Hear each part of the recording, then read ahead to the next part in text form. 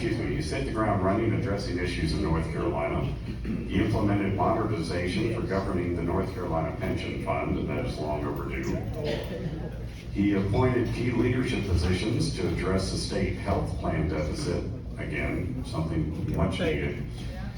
And due to renegotiations, he is targeting to save the state health plan millions annually. I hope I got that correct. Ladies and gentlemen, Mr. Brad Briner. Thank you. It is such a privilege and a pleasure to be back here. It's nice to see so many familiar faces and some new faces as well. I appreciate you guys having me. I was reflecting a lot on what Luke had to say, and I think I want to begin by talking about the Council of State a little bit, because there's an analogy that someone made for me the other night that was really powerful, and I think I wanted to share it with you to understand a little bit more how it works. This is a team sport, and you guys are an incredibly important part of our team, but every elected official is part of the team too, at least in our party, and we interact with them routinely in ways that you wouldn't imagine. So having members of this team is incredibly valuable to getting anything accomplished as a member of the Council of State, in the legislature, or otherwise.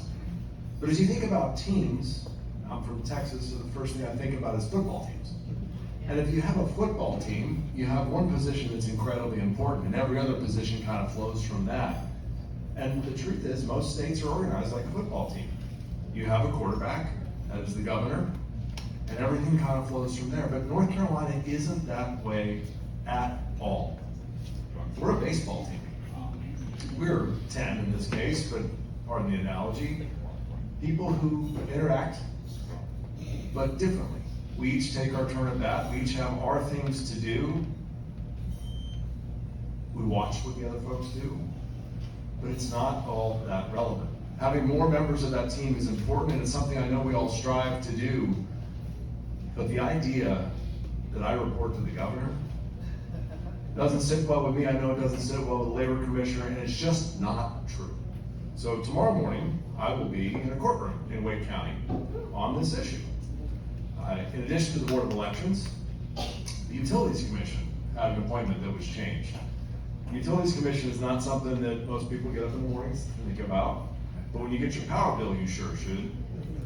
We in the state have decided, wrongly in my opinion, to have what's called a carbon plan. What that does is it requires us to be carbon free by 2050, which might be fine, but the problem is it requires us to be halfway there by 2030. That's where it gets really expensive for you. Now, there are a lot of people who've lined up to support this carbon plan, and it's being amended, I hope, in the Senate and the House right now, but the Utilities Commission really governs it all.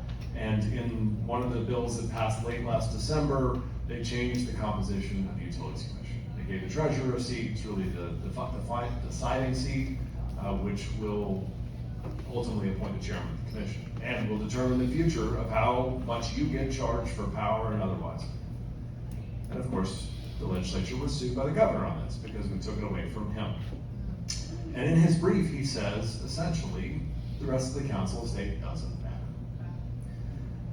I took that, thought about it for a day or two, and we decided to join the lawsuit because, respectfully, he's completely wrong. So we sued back. We are, I hope, going to win that lawsuit. We're hopefully going to be able to fight back against all the green energy interests who are reaching deep into your pockets and get this safe for everybody. So that's Tuesday. On Thursday, we are hopeful and expect to receive a ruling from the Supreme Court.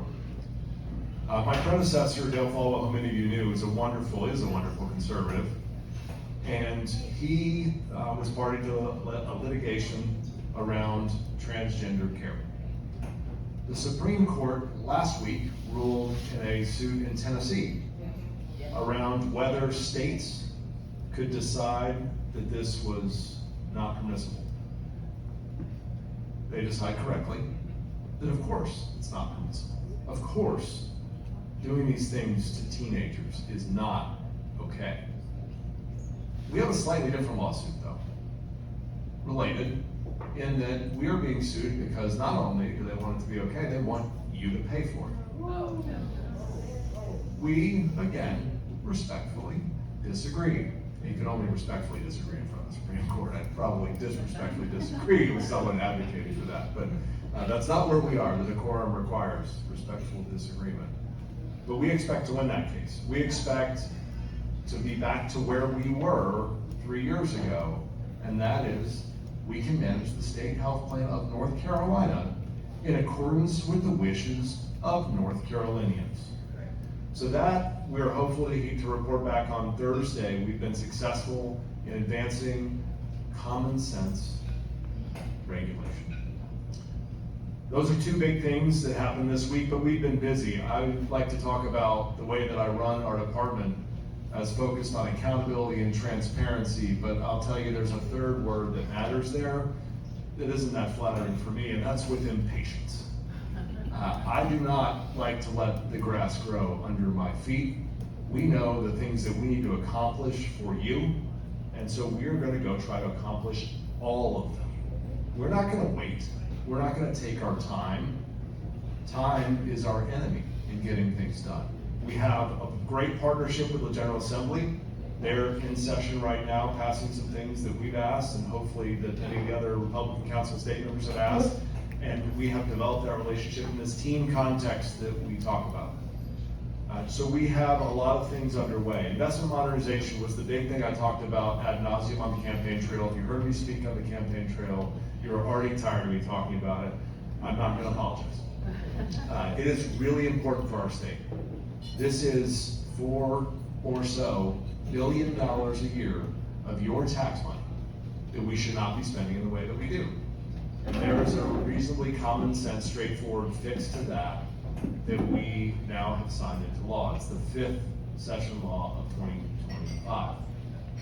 It was passed unanimously in the Senate. It was passed unanimously in the House. And we're proud of that because it's basic common sense. But we should get to a much better place for our state, for all of you, to ensure that we can spend our money much more wisely than we have. So that is underway. Also on the investment side, and something that was a unilateral decision by me, is we are in the process of stripping all Chinese investments out of our portfolio.